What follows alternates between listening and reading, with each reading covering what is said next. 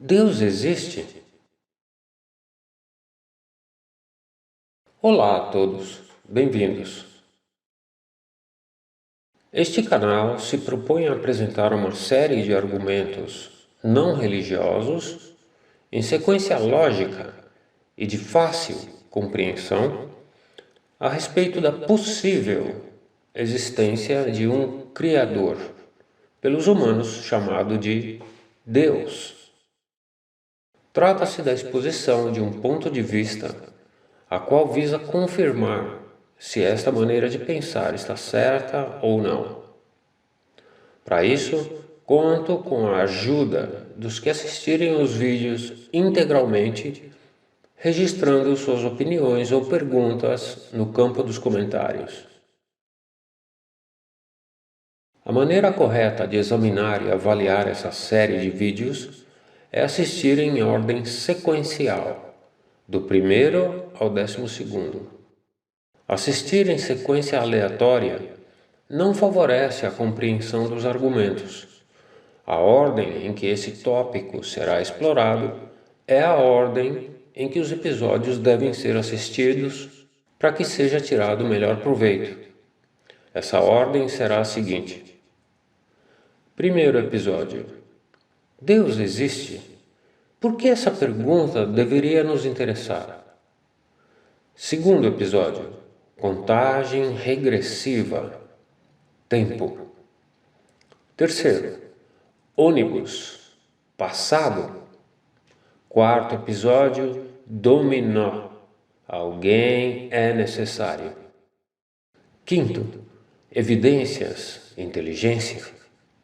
Sexto. Mas e daí, se Deus existe? Sétimo. O manual de instruções. Oitavo. A Bíblia. A única que preenche todos os requisitos. Nono. Quem é Deus? Décimo. O que Deus poderia querer de nós? 11º. Existe religião verdadeira. Qual é ela? 12º e último episódio. Se Deus existe, como será o futuro? Para o proveito coletivo, eventuais dúvidas e perguntas serão comentadas em vídeos separados após o 12º episódio. De preferência, assista em tela cheia e usando fones de ouvido. Agradeço antecipadamente a todos e se alguém souber de algo melhor, espero que me conte. Primeiro episódio. Deus existe? Por que essa pergunta deveria nos interessar? Se um dia acordássemos num lugar desconhecido, totalmente estranho e irreconhecível, qual seria nosso primeiro pensamento? Provavelmente seria: onde estou? Que lugar é esse? Outra dúvida que certamente teríamos seria: como vim parar aqui? De que maneira? E, por questões de sobrevivência, também pensaríamos: o que tenho de fazer para sobreviver? Pois bem, essas são as 3 perguntas mais importantes que uma pessoa sensata já se fez no decorrer da história, faz nos dias difíceis em que vivemos e vai continuar fazendo por toda a eternidade. Nos dias de hoje, cheios de problemas, desentendimentos e solidão, a maioria prefere diversão e entretenimento do que gastar tempo raciocinando sobre essas perguntas e as responder a contento. Por esse motivo, as opiniões a respeito da existência ou não de Deus divergem. Alguns se dizem ateus, demonstrando total desinteresse sobre essa questão. Outros dizem que são neutros nesse assunto, já que desconhecem provas a favor ou contra a existência de um Criador onipotente. Os que dizem acreditar na maioria dos casos, ostentam essa crença de fachada, como amuleto da sorte.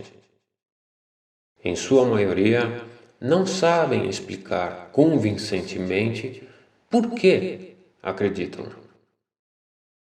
Geralmente, alegam razões emocionais e pessoais, não compartilhadas ou vividas por outros. Assim, suas supostas razões para acreditar não são persuasivas, pois não se baseiam em argumentos incontestáveis. Nesta série de vídeos serão apresentadas linhas de raciocínio não religioso, baseadas em evidências e argumentos lógicos e fáceis de compreender, que responderão essas 3 perguntas mais importantes que existem. Primeira, como viemos parar aqui? Segunda, onde estamos e o que está acontecendo aqui? Terceira, o que precisamos fazer para sobreviver e nos dar bem? Isso deveria nos interessar, da mesma forma que nos interessaria a possível existência de um remédio para uma doença terminal incurável que temos.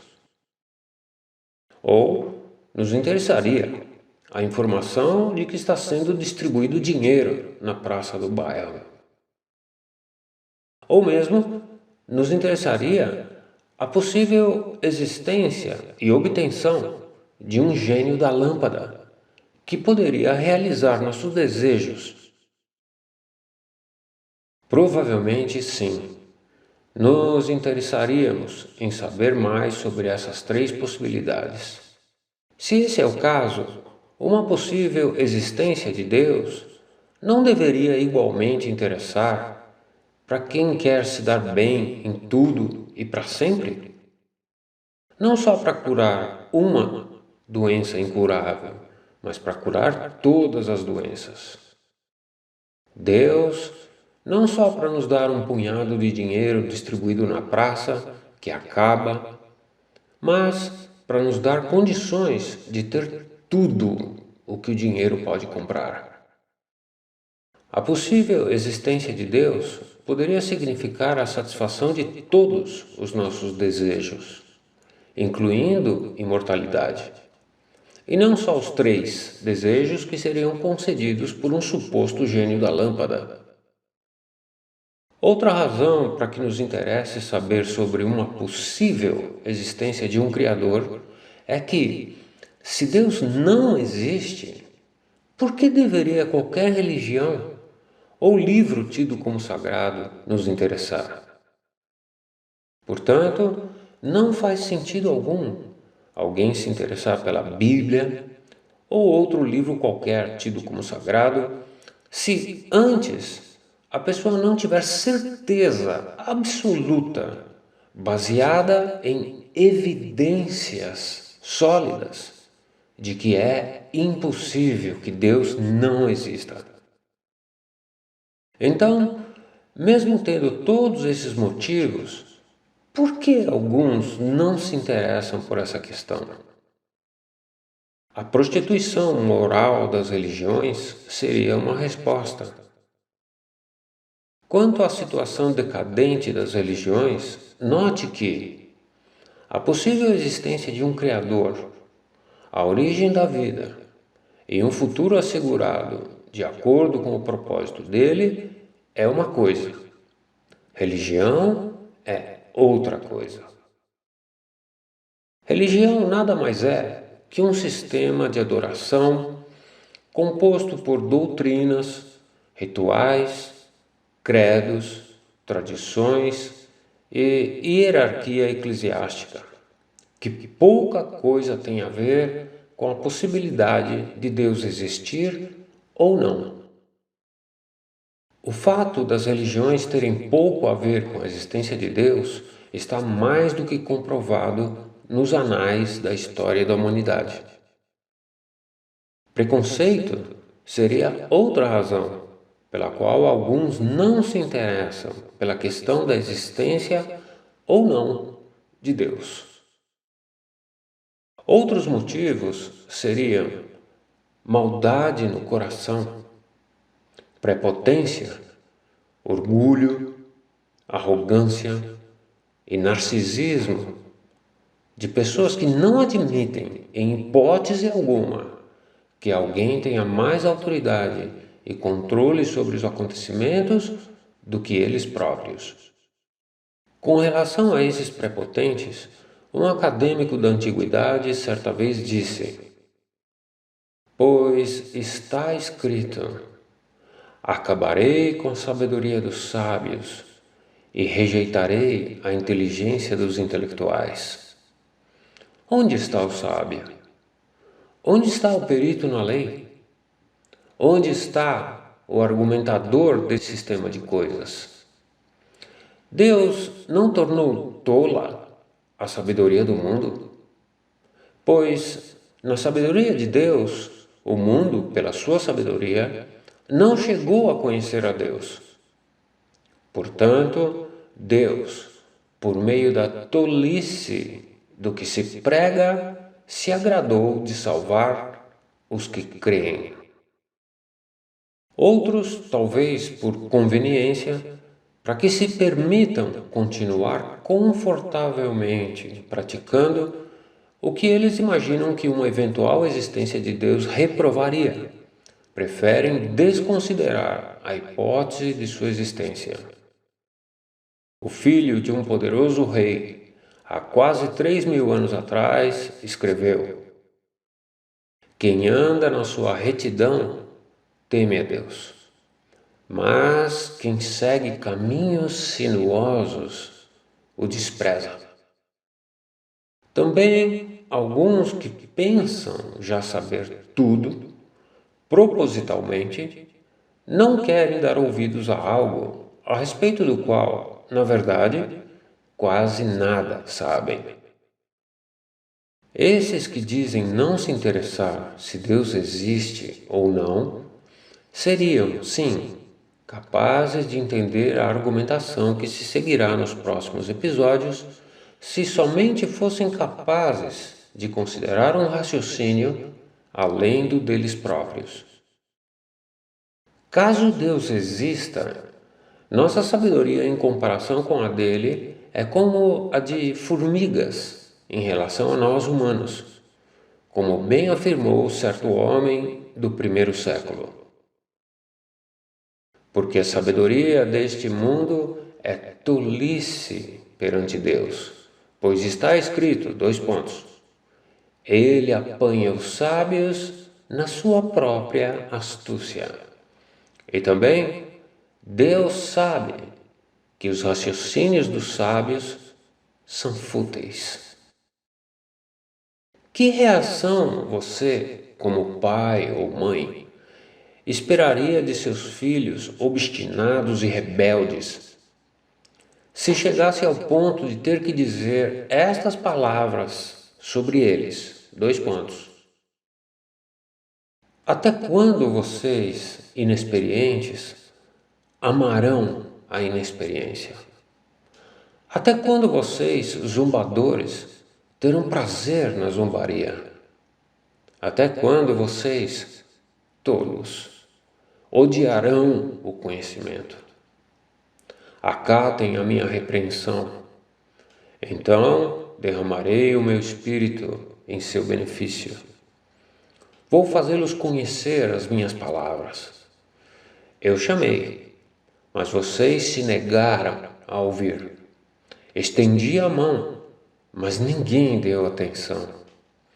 Vocês desconsideraram todos os meus conselhos e rejeitaram a minha repreensão. Por isso, vou rir da sua desgraça. Vou zombar quando acontecer aquilo que vocês temem. Quando aquilo que vocês temem vier como uma tempestade e a sua desgraça chegar como um vendaval, quando vierem sobre vocês aflição e dificuldades, naquele tempo eles me chamarão mas eu não responderei.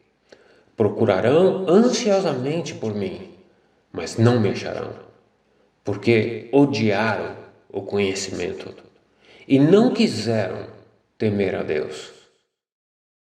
Não aceitaram os meus conselhos. Eles desconsideraram todas as minhas repreensões. Portanto, sofrerão as consequências do seu proceder e ficarão empanturrados com os seus próprios planos, pois a rebeldia dos inexperientes os matará, e a despreocupação dos tolos os destruirá. Mas quem me escuta residirá em segurança e ficará tranquilo, sem temer nenhuma calamidade. Um cientista e pensador certa vez disse: muito se fala ao redor do mundo a respeito da possível existência de um Deus, Criador de todas as coisas. Bem, já que a ciência ainda não confirmou nem descartou essa hipótese, é melhor não arriscar. É como um sábio rei declarou: o sábio é cauteloso e se afasta do mal, mas o tolo é imprudente e autoconfiante. Ou, como afirmou um dos maiores juristas que já viveu: coisa terrível é cair nas mãos do Deus vivente. Lembrem-se, o sábio muda de opinião, o tolo jamais. Por outro lado, é comum ver pessoas que dizem acreditar em Deus tentando convencer outros que dizem não acreditar, citando a Bíblia, ou o Corão, ou outro livro qualquer tido como sagrado. Mas é subjetivo citar livros que supostamente são a palavra de Deus para provar que ele existe, no qual Deus a pessoa nem sequer acredita, sem antes apresentar evidências que ele existe. Quando alguém em sã consciência diz que acredita em algo, deveria saber explicar convincentemente por que acredita nesse algo. Os que já se dizem crentes ou religiosos deveriam ter argumentos lógicos, persuasivos, que convenceriam até mesmo um juiz ateu se a causa da existência ou não de Deus fosse levada a julgamento em um tribunal. Mas, em geral, não é isso que acontece. Na maioria das vezes, quando perguntados por que acreditamos em Deus, não sabemos responder com convicção, clareza e simplicidade. Em geral, a nossa resposta é vaga e, por consequência, não convence. Argumentos sentimentalistas e floridos a respeito de Deus, carregados de êxtase religioso, não convencem. Ah, eu sinto Deus dentro de mim. Ah, Ele curou minha mãe do câncer. Ele arrumou um emprego para o meu filho, etc. A respeito da existência de Deus, os argumentos dos que dizem acreditar deveriam poder convencer desde uma pessoa simples, sem muito estudo, até um cientista ateu, um magistrado ou um erudito, pois a lógica e a simplicidade dos argumentos se basearia em raciocínio crítico irrefutável, de modo que seriam incontestáveis. É como disse um humilde pescador: santifiquem o Cristo como Senhor, ou seja, como dono, no seu coração, sempre prontos para fazer uma defesa perante todo aquele que lhes exigir uma razão para a esperança que vocês têm, fazendo isso, porém, com brandura e profundo respeito. Um famoso advogado que se dizia cristão, perito num código de leis, concordou a respeito da necessidade do uso de argumentos persuasivos, pois demolimos raciocínios e toda barreira que se ergue contra o conhecimento de Deus e levamos todo pensamento ao cativeiro para fazê-lo obediente ao Cristo. Se Deus realmente existe, provavelmente Ele não se agrada de pessoas que dizem acreditar nele só porque foram criadas por pais religiosos ou porque seu círculo de amigos é de certa religião ou porque certa crença simplesmente os faz sentirem-se bem ou porque é tradição local ou nacional.